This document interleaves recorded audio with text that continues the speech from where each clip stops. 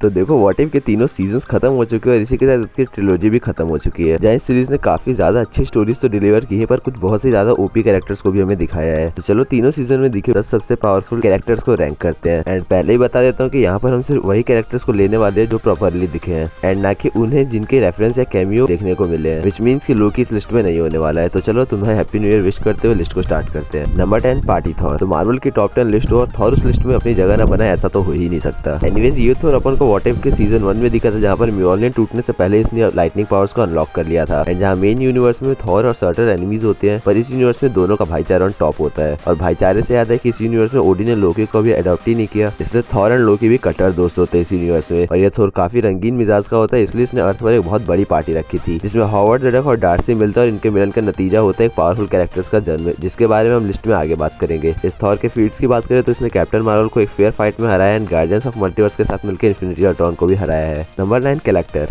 अब main Marvel universe में तो एल्डर विंग्स मजाक से ज्यादा कुछ नहीं है, पर व्हाट इफ के सीजन 1 में हमें ऐसा कलेक्टर देखने को मिलता है जो कि काफी ज्यादा पावरफुल था। अब देखो धंधा इसका भी यूनिवर्स की अलग अलग चीजों को कलेक्ट करना ही था, पर इसके कलेक्शन में ऐसी चीजें थी जिससे हमें इसकी पावर्स का अच्छा खासा अंदाजा लग जाता है। इसके कलेक्शन में आते हैं म्योलनिर, जो कि ऑफ कोर्स इसने थॉर से लिया होगा, उसे हरा के या मे बी उसे मार के, अपने कैप्टन के शील्ड एंड मोस्ट इंपॉर्टेंटली हेला का हेलमेट, जो कि भगवान जाने इसे कैसे मिला, क्योंकि बिना एसगार्ड को डिस्ट्रॉय किए हेला को हराना नेक्स्ट इम्पॉसिबल है, व्हिच मींस कि मे बी इसने एसगार्ड को भी डिस्ट्रॉय कर रखा है। एंड ये वाला कलेक्टर उस यूनिवर्स का है जिसमें यॉन्डी ने पीटर की जगह टिचाला को किडनैप किया था, एंड टिचाला स्टार लॉर्ड बनता है ना कि ब्लैक पैंथर। Number 8 birdie. अब याद है जब मैंने थोड़ी देर पहले तुम्हें एक ऐसे कैरेक्टर के बारे में बताया था जो कि हॉवर्ड ज़ेडक एंड डार्सी से जन्मी थी, हाँ तो यही वो कैरेक्टर है। एंड ये इस लिस्ट में इसीलिए है क्योंकि जब ये अंडे से निकली थी तो इतनी ज्यादा एनर्जी रिलीज की थी कि ज़्यूस, डार्कल्स, थेनोस, काइसीरियस जैसे बींग्स इंस्टेंटली मर गए थे। पर ये लिस्ट में इतनी नीचे इसीलिए क्योंकि इस फीट के अलावा ये एक फीटलेस कैरेक्टर है, एंड अभी तक हमें इसकी पावर्स की ट्रू लिमिट भी नहीं देखने को मिली है, और शायद अब कभी पता भी ना चले क्योंकि व्हाट इफ को और कोई प्रोडक्ट आगे आने वाला नहीं है। फिनाले में इसे वॉचर्स की भी पावर मिली थी और ये खुद कुछ टाइम के लिए वॉचर भी बनी थी, पर इस पावर को भी अच्छे से यूज नहीं कर पाई। तो लिस्ट में आगे बढ़ने से पहले मैं तुम्हें बताना चाहता हूँ कि वीडियो बनाने में काफी मेहनत लगी है, तो वीडियो को लाइक और शेयर सब्सक्राइब करके बेल आइकन को भी दबा देना, मेरा न्यू ईयर भी हैप्पी हो जाएगा यार। चलो अब आगे बढ़ते हैं। नंबर 7 काहोरी। तो काहोरी हमें व्हाट इफ के सीजन 2 में दिखी थी, एंड ये उन गिने चुने कैरेक्टर्स में जिसे स्पेशली सिनेमैटिक यूनिवर्स के लिए बनाया गया है, यानी कि कॉमिक्स में एग्जिस्ट नहीं करती। इसे अपनी पावर्स तब मिली थी जब ये स्पेस स्टोन के एक पोर्टल से दूसरे डायमेंशन में पहुंच गई थी। एंड टॉकिंग ऑफ पावर्स, तो इसकी पावर्स में आते हैं super speed, telekinesis, energy blast, and ये मल्टीवर्स में कहीं भी पोर्टल खोल सकती है। इसने अपने टेलीकाइनेसिस की पावर से म्योलनिर को भी मूव कर रखा है। एंड इसकी फीट्स की बात करें तो इसने कैप्टन कार्टर के साथ मिलकर सुप्रीम स्ट्रेंथ के ह्यूमन फॉर्म को ओवर पावर किया था। एंड हाल ही में व्हाट इफ के सीजन के फिनाले में जब इसे वॉचर की पावर मिली थी तभी उसे काफी सही से यूज कर रही थी, एंड इसने एक वॉचर को बराबरी की टक्कर दे रखी है। ऑल्सो कुछ टाइम पहले ऐसे रूमर सर्कुलेट हो रहे थे कि काहोरी में डूम्सडे या सीक्रेट वॉर्स में देखने को मिलेगी, एंड ऐसा होता है तो मुझे कोई एतराज नहीं है, वेल रिटन कैरेक्टर है यार। नंबर 6 हेला,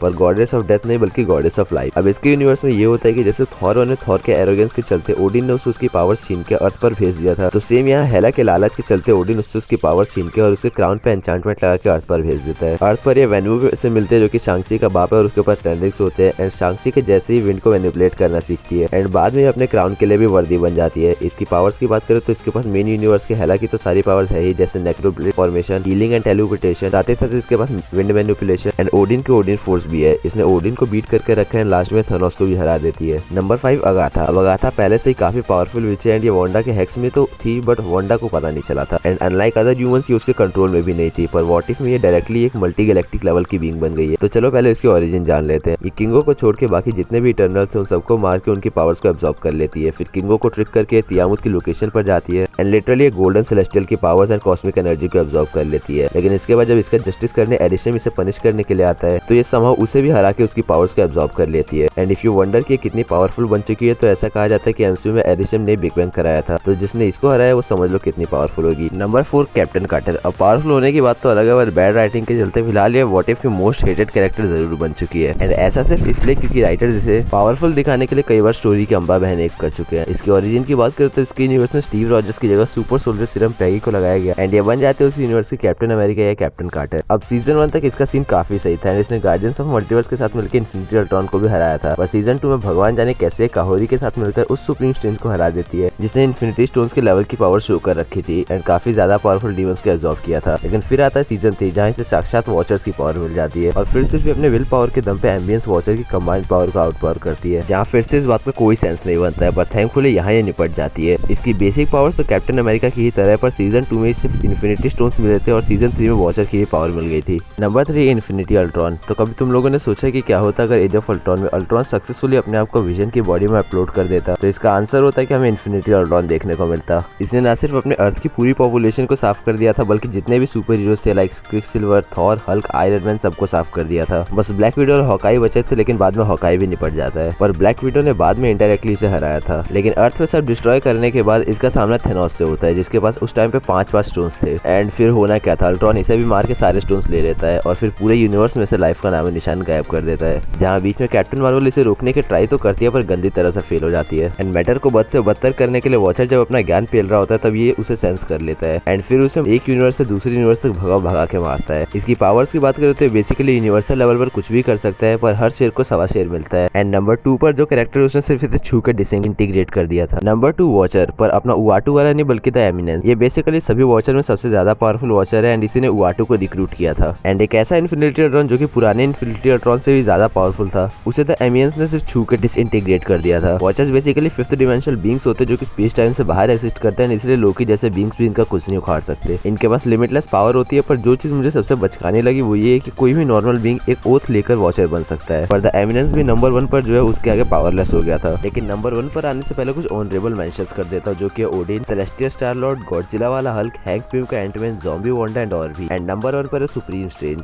प्यार एक आदमी से क्या कुछ नहीं करवाता है, पर जब एक आदमी की जगह डॉक्टर स्ट्रेंज जैसा जादूगर हो तो क्या होता है, ये हमें सुप्रीम स्ट्रेंज ने करके दिखाया। इसकी स्टोरी कुछ ऐसी होती है कि जैसे अपने यूनिवर्स में जब स्टीफन का एक्सीडेंट हुआ था तब उसके हाथ खराब हो जाते हैं, पर इस यूनिवर्स में जब उसका एक्सीडेंट होता है तब उस कार में क्रिस्टीन भी थी, जो कि इंस्टेंटली मर जाती है। इसे वापस लाने के लिए स्टीफन मैजिक सीखता है, डॉक्टर स्ट्रेंज बनता है एंड वही डोरमामू को हराता है। फिर ये टाइम स्टोन का यूज करके कई बार एक्सीडेंट से क्रिस्टीन को बचाने की कोशिश करता है एंड तब उसे एंशिएंट वन बताती है कि ये एक एब्सोल्यूट पॉइंट है जिसे चेंज नहीं किया जा सकता। लेकिन इसके बाद स्ट्रेंज कई 100 सालों तक बहुत से पावरफुल डीमंस को एब्जॉर्ब करके इतना पावरफुल बन जाता है कि एब्सोल्यूट पॉइंट को चेंज कर सके। एंड वो ऐसा करता भी और क्रिस्टीन को जिंदा भी कर देता है, पर भाई की फूटी किस्मत ऐसा करने से उसका पूरा यूनिवर्स ही डिस्ट्रॉय हो जाता है एंड साथ ही साथ क्रिस्टीन भी वापस निपट जाती है। इसकी पावर्स की बात करो तो इसके पास हर तरह की पावर्स है। इसने 2 बार इन्फिनिटी स्टोन्स को बराबरी की टक्कर दी है, पर इसकी ट्रू पावर तब देखने को मिली थी जब इसकी बॉडी का कंट्रोल इसका डीमन फॉर्म ले लेता है। तब इसने ओडिन के गंगनीर को एब्जॉर्ब कर लिया था एंड म्योल्निर को मुंह से तोड़ दिया था। एंड इसके अंदर इतनी एनर्जी थी कि जब ये मरा था तब इसके डिस्ट्रॉयड यूनिवर्स फिर से रिबॉर्न हो गया था इसके एनर्जी से, जिसमें क्रिस्टीन तो थी पर स्टीफन स्ट्रेंज नहीं था। एंड इसके यूनिवर्स के अंदर एमिनेंस जैसा वॉचर भी पावरलेस हो गया था एंड इसीलिए नंबर 1 पर है।